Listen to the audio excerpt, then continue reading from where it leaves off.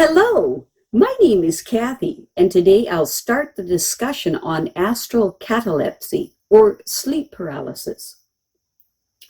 But before I do this, I wanted to let you know that because I have a great many videos now on many different topics, that I've decided to make several different video playlists so that it's easier to find the videos of greatest interest. So please check out my playlist page.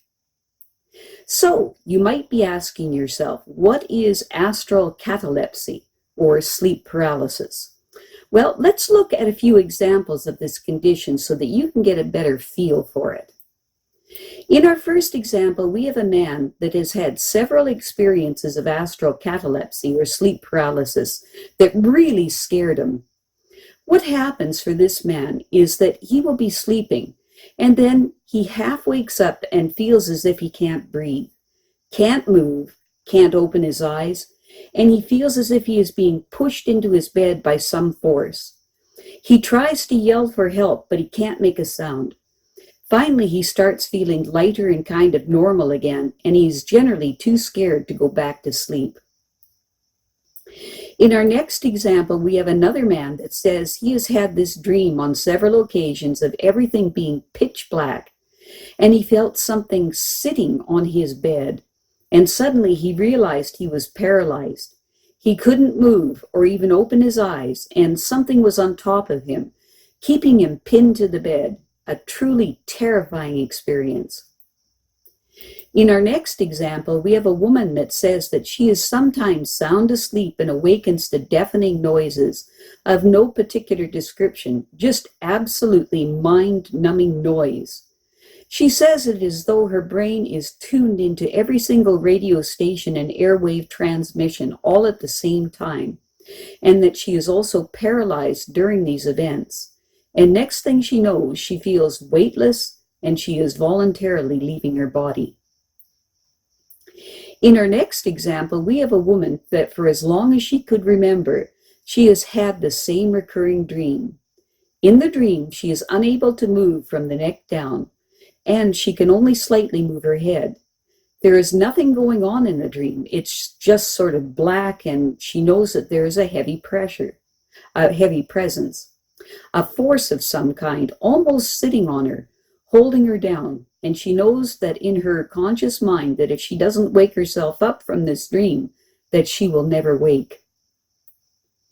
In this next example, we have a woman that says she always feels like she is paralyzed during a nightmare, and it takes a while when she first wakes up to be able to move again. This type of an experience is more common than you might think, and it goes without saying that it is a terrifying experience to have. People very often think that they will die from this, or that an evil force that they can't see is holding them down. It is usually found that the sleep paralysis usually goes away after a few minutes, but everyone wonders, what if it doesn't the next time? What is astral catalepsy? This experience of astral catalepsy, or sleep paralysis, is always associated with astral trips. Obviously, astral travel can and does happen without an episode of astral catalepsy, but astral catalepsy can never happen and can't happen without astral travel. The following example goes into a bit more detail so that you can see the various components of this condition. In this instance, it's a man that has been experiencing astral catalepsy, or sleep paralysis, his whole life long. His first experience happened when he was 12 years of age. In his first experience, he woke up in the middle of the night to find himself unable to move, see, or hear, with a feeling of some kind of severe pressure on his head. And then as his senses returned and his temporary paralysis subsided, he realized that he was floating above his bed and able to look down and see himself sound asleep. He was even aware of his spirit, once it was completely outside of his body, being pulled from a horizontal position to a vertical one. He toured his house, passing through doors and walls with the greatest of ease, and even tried to shake his parents awake because he was so frightened. But his spirit hands kept passing right through them as well, and they slept right on without ever feeling him, touching him. And then, back above his own sleeping body again, he went from a vertical position to his horizontal one again, and then experienced the same paralysis and inability to move, see, or hear that he had gone through earlier, and jerked very abruptly back into his body again, where he woke up in a panic, clearly remembering everything he had just been through. Starting that night, he began writing down every detail of the hundreds of astral trips he took that he could recall. But just as with the rest of us, there were many trips that only come back to his conscious mind in brief, frustratingly incomplete memories. This man was hardly alone in his lifetime curiosity about astral catalepsy or sleep paralysis. Cultures throughout the world had been so fascinated with this phenomena for so many hundreds or even thousands of years that they have created some very colorful folklore around it. Ancient Europeans theorized that sleep paralysis was caused by witches who abducted unwitting sleepers and took them for long broomstick rides to distant mythical places. The Japanese referred to astral catalepsy, or kanashibari,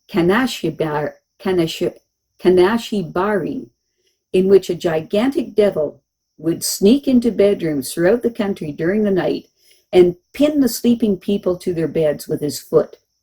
In Newfoundland, Canada, they came up with the legend of the old hag, a hideous witch who would sit on sleepers' chests and very often wrap her gnarled claw-like hands around their necks in an effort to strangle them. In China, they described it as a ghost, who they theorized was sitting on sleeping people and assaulting them. And the West Indies arrived at a variation of this they called kokma, which was actually a baby ghost, jumping up and down on sleeping people's chests. And ardent UFO believers throughout the world have reached the conclusion that astral catalepsy is obviously caused by aliens who abduct sleepers while they are at their most vulnerable and take that opportunity to perform examinations and experiments on them. No matter what the culture and what the explanation, the characteristics of the experience the sleepers go through are universal and, to put it mildly, really startling. If you are someone who suffers from astral catalepsy, chances are it includes one or more of the following symptoms. Paralysis, a feeling of being pressed or pinned down by an unseen evil presence. Loud noises ranging from buzzing or humming to an insane chaotic clamor. A pervasive, overwhelming vibration. A sense of something or someone threatening, sitting on the bed or moving the bedclothes. Shortness of breath, usually from some sudden pressure on the chest. The appearance of strange lights. A sensation of being touched by a lewd, menacing, invisible phantom. If anything on this list sounds like a familiar part of your sleeping hours, please rest assured that you are not alone. You are certainly not crazy, and as real as the sensations feel, you are not in any actual danger. I'll tell you exactly what's going on in my next video. The explanation is not as colorful as witches or baby ghosts or UFOs, but it's the truth. It's logically consistent with what we already know, and if you look at it from its most spiritual angle, it really is very affirming of an experience that is so momentarily unpleasant. I have a great many videos now on many different topics, and so I've decided to make several different video playlists so that it's easy to find the videos of greatest interest. So please check out my playlist page. Well, that's it for now. To stay up to date with my latest videos, make sure to subscribe to this free YouTube channel by clicking the red subscribe button right below this video. Take care.